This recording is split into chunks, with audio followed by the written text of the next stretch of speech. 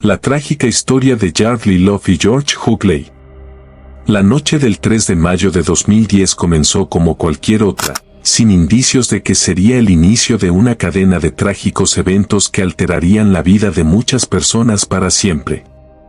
Yardley Love, una joven de 22 años, jugadora destacada de lacrosse en la Universidad de Virginia, esperaba con ansias los últimos días de su vida universitaria.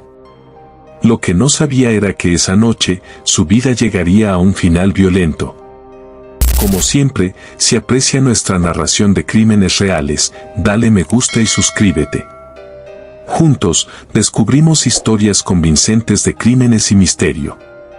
Yardley, como se ve en una fotografía tomada durante el segundo partido más importante de la temporada, había enfrentado varios obstáculos durante su carrera atlética, un símbolo de resiliencia y determinación. Esa imagen, tomada justo antes de su último partido, sería recordada más tarde como un símbolo de una vida que se perdió demasiado pronto. A esa misma hora, alrededor de las 2:15 de la mañana, la compañera de cuarto de Yardley regresaba a casa después de una noche fuera y encontró algo horrible. La puerta del dormitorio de Yardley había sido forzada. Y Yardley yacía sin respuesta sobre su cama, con sangre saliendo de su nariz y moretones graves en el lado derecho de su rostro. Yardley no reaccionaba, y a pesar de los esfuerzos desesperados para realizarle RCP guiados por una operadora de emergencias, fue declarada muerta a las 2:47 de la mañana. El momento estuvo marcado por la tragedia, pero lo que siguió fue una investigación que revelaría una cadena de hechos aún más escalofriantes que afectó a muchas vidas, entre ellas, la de George Hughley, el exnovio de Yardley. El detective Lisa Reeves, quien comenzaría a investigar el caso, llegaría a la escena del crimen con un objetivo claro: resolver un caso que podría marcar un hito en su carrera. En la madrugada del mismo día, alrededor de las 2:53 de la mañana, Lisa Reeves recibió una llamada del sheriff del condado, y en minutos, estaba en el lugar del crimen. El primer sospechoso identificado fue George Hughley, un joven de 22 años, exnovio de Yardley, quien había tenido una relación turbulenta con ella durante 2 años. George, proveniente de una familia adinerada con raíces en la industria de la madera, era un jugador destacado de lacrosse en la Universidad de Virginia. Yardley y George habían tenido una relación intermitente marcada por discusiones y comportamientos celosos de ambas partes. En su primer contacto con los investigadores, George parecía desconcertado, sin entender realmente la gravedad de la situación. Se mostró bastante relajado y aceptó ir con la detective Reeves sin mucha resistencia, incluso poniéndose sus sandalias y entrando en el coche policial sin hacer preguntas. Durante el trayecto, Reeves notó moretones en sus nudillos y cortes en su antebrazo, lo que lo convirtió de inmediato en el principal sospechoso de la muerte de Yardley. Cuando llegaron a la estación de policía, la interrogadora comenzó a explicarle a George sus derechos y lo invitó a hablar.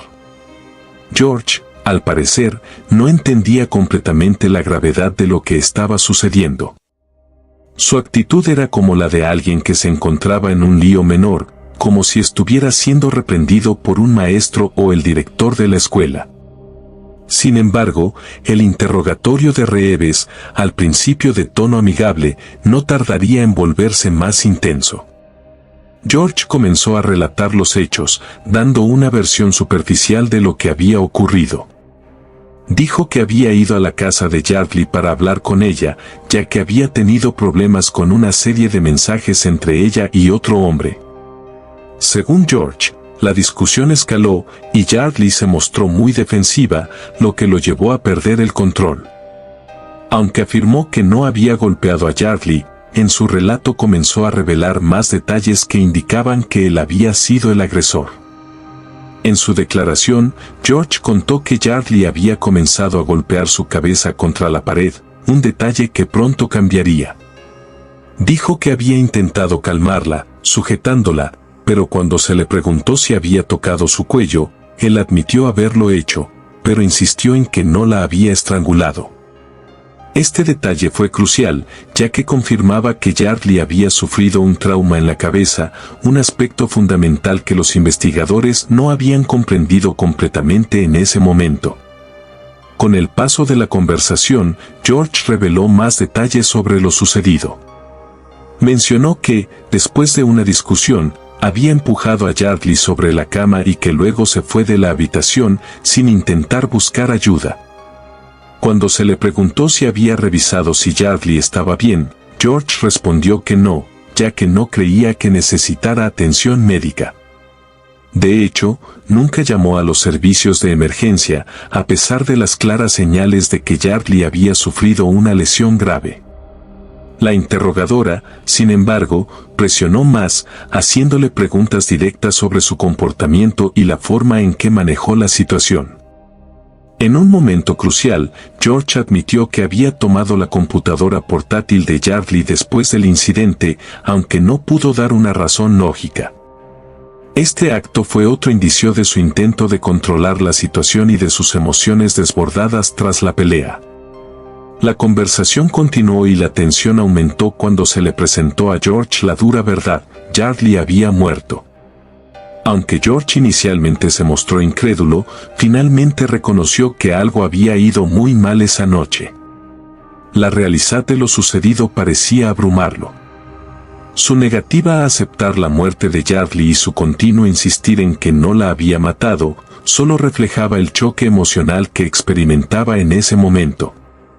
Finalmente, tras varios intercambios y presión de la detective, George comenzó a admitir que había perdido el control, aunque todavía trataba de minimizar su responsabilidad. Las evidencias, sin embargo, no dejaban dudas. La autopsia confirmaba que Yardley había muerto a causa de un trauma contundente en la cabeza y George había estado presente en la escena. El juicio comenzó en 2012, donde George Hockley enfrentó cargos de asesinato en segundo grado por la muerte de Yardley Love. Los testimonios fueron devastadores, incluido el testimonio de un amigo cercano de George, quien reveló un incidente previo en el que había oído gritos de ayuda provenientes del departamento de George, y al entrar, vio a George sujetando a Yardley por el cuello. Además, varios testigos informaron haber escuchado ruidos violentos esa noche, lo que reforzó la idea de que la muerte de Yardley había sido un acto de violencia impulsado por la ira. George fue condenado a 23 años de prisión, después de que el tribunal redujera ligeramente la sentencia recomendada de 26 años. Aunque su defensa insistió en que no tenía la intención de matar a Yardley, la evidencia apuntaba a que la muerte fue el resultado de un acto de violencia desmedida. A pesar de la tragedia, la familia de Yardley Love ha encontrado consuelo en la fundación que lleva su nombre, One Love Foundation, creada para promover la educación sobre relaciones saludables y prevenir la violencia en las relaciones románticas. A través de esta organización, Yardley continúa dejando una huella significativa en la vida de muchas personas, ayudando a que su legado siga vivo, aunque la joven prometedora ya no esté entre nosotros. Si te ha gustado esta impresionante historia de crímenes reales, apóyanos dándole me gusta y suscribiéndote. Juntos, descubrimos historias convincentes de crímenes y misterios, así no te perderás nuestro próximo video.